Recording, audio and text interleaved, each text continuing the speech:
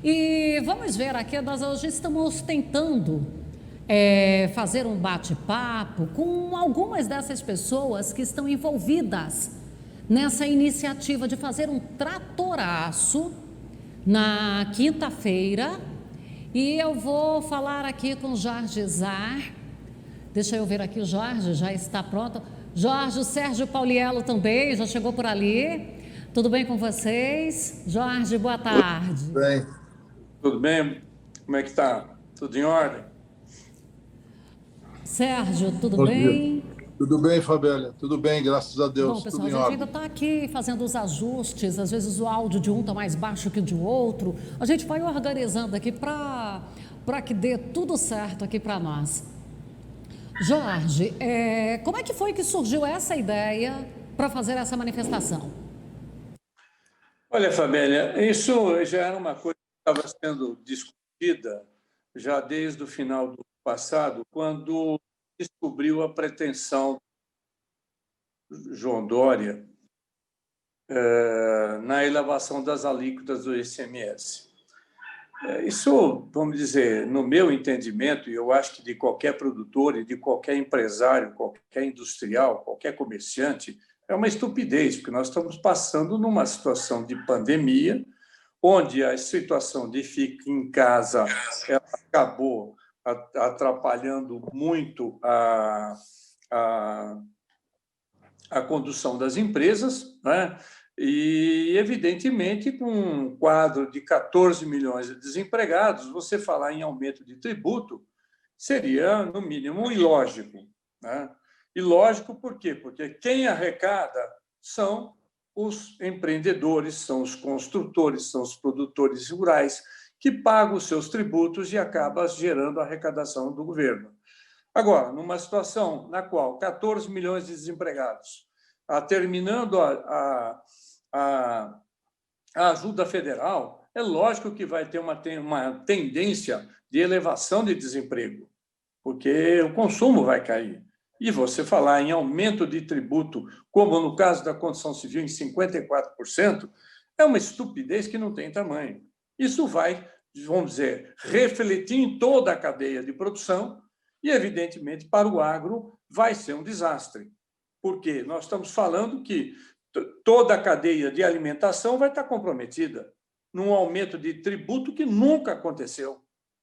Então, no nosso entendimento, isso impacta violentamente o país como um todo, porque uma vez São Paulo conseguindo executar essa cobrança, o resto dos estados vão fazer, todo mundo vai fazer, até porque o governador de São Paulo é, em tese, o presidente da Associação dos Governadores por aí. E, evidentemente, então, vamos dizer, não tinha muita alternativa a não ser mostrar que o agro está presente e muito preocupado com essa situação desse aumento de tributo. Tá? Não é nada razoável que nós tenhamos nesta altura do campeonato. E é lógico que a Assembleia Legislativa aqui de São Paulo, ela endossou essa insanidade do governo. E tem aí uma relação de deputados que votaram favoravelmente. É inadmissível isso. Então, somente o agro começando a demonstrar que está contrário e muito contrário a essa resolução, tá, de cobrança de alíquota numa época de pandemia, ou em qualquer época, chega de tanto tributo, nós precisamos dar segurança jurídica a esse país. Todo dia uma novidade diferente. Não há produtor que aguente uma situação como essa. Além do mais, nós trabalhamos no campo, nós matamos 2 leões por dia, não é um, não, são 2. Matamos o leão do tempo, tá? O leão das pragas, e lá vem o terceiro leão, que é o problema inerente de qualquer fazenda, conservação de solo. Então, na realidade, vamos dizer, a nossa vida não é fácil, não. Nós dependemos de tempo, nós dependemos de insumos chegar na hora certa, de sementes chegarem na hora certa, de preparo de solo. Obrigado. Então, não é uma vida que possa dizer que seja excepcionalmente gratificante. Não, tem muito sacrifício. Tá? Ser produtor rural é carregar o país nas costas, essa é a grande realidade. Tá? Quando você precisa do financiamento, não tem, tudo é caro, tudo é difícil, nada temos de facilidade. Tá? Sem falar nos problemas de escoamento, por exemplo, Mato Grosso, Pará, aí que tem problemas de logística medonhos. Nós aqui ainda em São Paulo temos ainda alguma solução um pouco melhor, mas de toda sorte, nós, evidentemente, temos que fazer alguma coisa e fazer logo. Não dá para a gente ficar com meias medidas. Então, está prevista essa manifestação no dia 7, que começa no interior. No dia 14, se não tiver nenhuma solução nesta manifestação do dia 7, não haver nenhum recuo, então, no dia 14, entra São Paulo e CEAGESP, junto com o pessoal do interior novamente. Não teve solução, nós vamos para uma terceira manifestação. E não teve solução, vamos para uma quarta. Aí eu passo a palavra para o meu amigo Sérgio, que é produtor e também sabe bem do que nós estamos passando. É preciso, sim, se mobilizar, né? Independente da hora, porque a conta vai chegar para todos nós. Essa conta da pandemia, ela vai ter que ser paga. Ela não é uma coisa que é dada. O governo precisa recuperar o seu caixa. E, evidentemente, nós não temos, nessa altura do campeonato, outra alternativa a não ser buscar aquilo que os nossos direitos, onde dói menos. De fato, Fabélio, o Jorge começou bem, fez uma boa introdução. O setor agropecuário é aquilo que há de mais precioso em termos da economia na nação, né? O país é um país fantástico, né? O Brasil tem uma série de predicados e cada vez revelam-se novas nuances aí no agro, de coisas que a gente não enxergava até poucos anos atrás, com nova tecnologia, com expansão de fronteira também, com agregação de valor, com intensificação de ciclos, né? Quem imaginaria que o Brasil hoje faz uma safra de soja, entra com milho, embaixo do milho tem pasto, você ainda engorda o boi, tudo com São Pedro de parceiro, no mesmo ano, no mesmo exercício agrícola, né? Na integração agricultura-pecuária no final. E a gente realmente trabalha com N fatores, é um leque aberto de adversidades, e a gente tem que estar administrando isso de tal forma que o campo possa chegar às cidades e alimentá-la, vesti-la, fazer com que a frota ande, que os computadores tenham papel nas suas impressoras, que todo mundo esteja calçado, com couro ou com látex. Então, nós somos aí o sustentáculo da vida, na verdade, não é simplesmente da economia. Óbvio que a economia é uma consequência daquilo que é feito no campo. É um país movido à fotossíntese, país privilegiado. E eu não sei se é por esse fator, inclusive, que a classe política brasileira, e não vou generalizar, obviamente há exceções, ela encara a gente como uma vaca de 20 tetas e quer esgotar todas elas. E é preciso haver um limite, não é? Porque não há o entendimento. Pessoas que nunca foram capazes até de plantar um pé de cebolinha num vaso no terraço do seu apartamento se metem a dar suas decisões ou suas interferências num setor que é extremamente frágil, porque tem vários fatores que têm que ser lidados. E agora vem uma sobrecarga tributária, e eu vou ser até um pouco mais, talvez, um pouco mais adiantado que o Jorge, né? Eu estou me sentindo um verdadeiro palhaço. Eu olho para o espelho, só falta pôr o narizinho vermelho e a boca. No fundo, tem lágrimas saindo dos olhos. É o palhaço que ri, mas ele está chorando. Porque é colocado sobre as nossas costas, no agro, como um todo, e não só o agro em si, mas a verticalização do agro, né? A agroindústria, o próprio comércio, que é a ponta final. Então, quando a gente fala do pasto ao prato, sou eu desde a inseminação, do preparo de uma vaca para fazer carne, a pessoa que está aí comendo um sanduíche, né, no bar paulista. O que é preciso entender, no meu ponto de vista, é que não há dinheiro público. É um dinheiro só. Eu não vi duas moedas impressas em país nenhum, principalmente no Brasil. Mas quando se apropriam de impostos, esse dinheiro fica privatizado na mão de meia dúzia. E o motivo da nossa manifestação já é uma indignação. Tiradentes fez a Inconfidência Mineira porque já era o quinto dos infernos. Nós estamos já muito além do quinto dos infernos, em termos de carga tributária. Isso precisa ter respeito, em primeiro lugar, com o cidadão consumidor que vai pagar essa conta no final, a dona de casa que vai no supermercado, o cidadão que vai comer o sanduíche, ele é que vai pagar essa conta também. Agora, isso que eu acho que é muito importante a gente deixar claro, né? Não é um interesse exclusivo do produtor rural. É porque isso aí vai acontecer uma cadeia onde toda a sociedade vai pagar essa conta, enquanto nós temos lá no setor público que ninguém, está todo mundo isento ali, não tem salário sendo cortado, benefício nenhum, é auxílio isso, auxílio aquilo, ninguém até agora botou o pé no freio. Mas o setor privado tem que botar o pé no freio nos seus ganhos e aumentar os seus gastos. Exatamente isso, Fabélia. O problema é exatamente esse, tá? O deles está correto, está sempre reservado e sempre em dia certo. O nosso não. Nós estamos falando, não é só um problema do agro, o problema é geral. Indústria, comércio e agricultura. Todos nós estamos no mesmo barco, com um aumento de tributação absurdo numa época de pandemia, especialmente agora, né? Que a economia teria que estar tentando se recuperar. Não vai acontecer se essas alíquotas forem implantadas e vai arrasar com o país. Então, cobrar dos políticos e cobrar de maneira correta, tá certo? No nosso movimento não tem participação nenhuma de político, tá? É um movimento espontâneo e, evidentemente, claro que precisa ser cobrado quem, evidentemente, deu autorização para o governo para cobrar. Nós não demos. Nós, povo brasileiro, não demos. Tá? Não fomos nem consultados. Nem consultados. Nós que somos a fonte geradora da riqueza, e eu não falo isso sem modéstia à parte, não.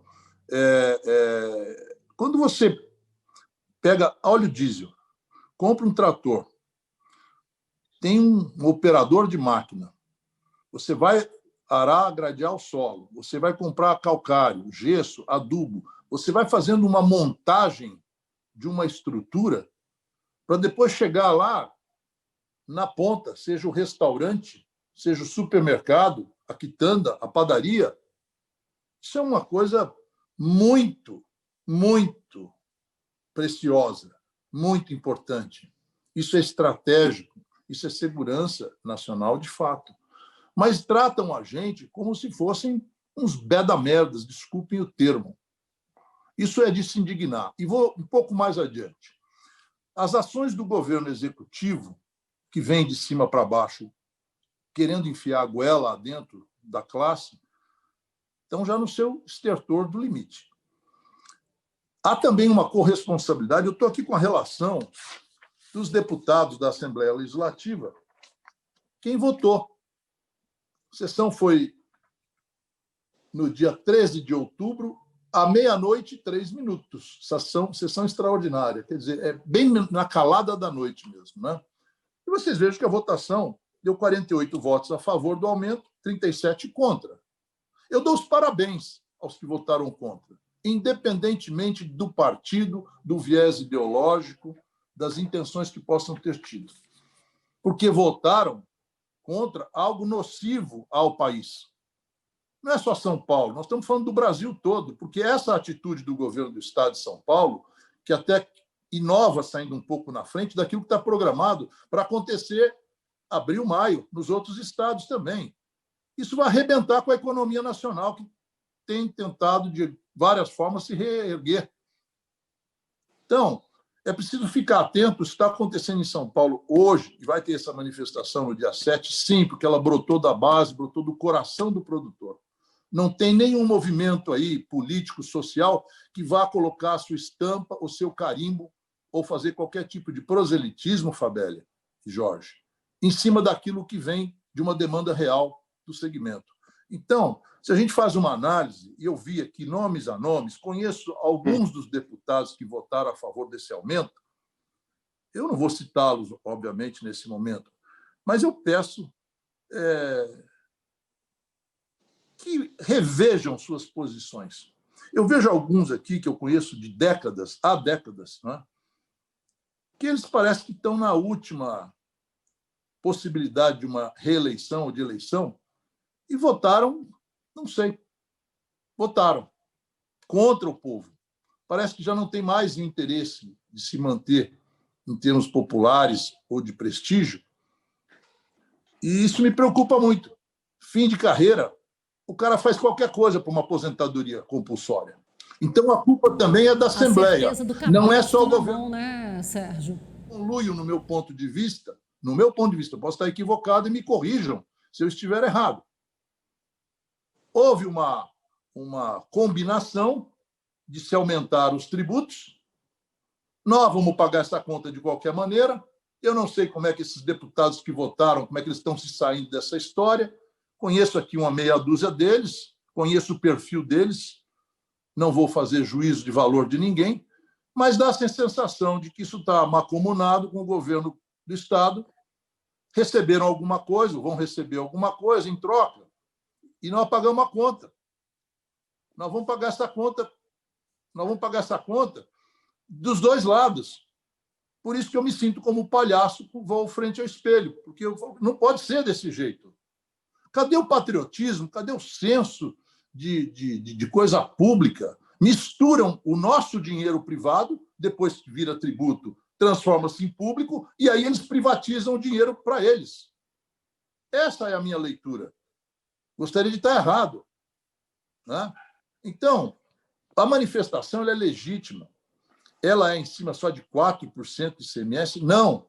Isso aí é uma gota d'água, não é um balde d'água que transbordou sobre a nossa bacia. Nós não estamos mais aguentando, né?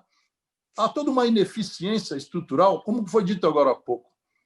Com o negócio do Covid, você tem um atendimento péssimo do setor público, porque muitos funcionários estão em casa e ele tem horário de trabalho. E ele simplesmente desliga o computador e fala, não, é só amanhã. E você fica esperando um atestado com um caminhão já embarcado com gado, por exemplo, e não consegue sair em viagem para seu destino. Coisas desse tipo têm acontecido. Quer dizer, a conta está muito alta. Paga-se alto, quer-se aumentar a conta para continuar um Estado ineficiente, pantagruélico, né? E fanfarrão. Vamos aqui frisar aqui, Sérgio e Jorge. Quinta-feira, eu vi aí, já tem uma relação com mais de 50 municípios que estão programados. A partir de que horário e como que vai ser essa mobilização? Fabélia, a última informação que nós tivemos já passam de 200 municípios.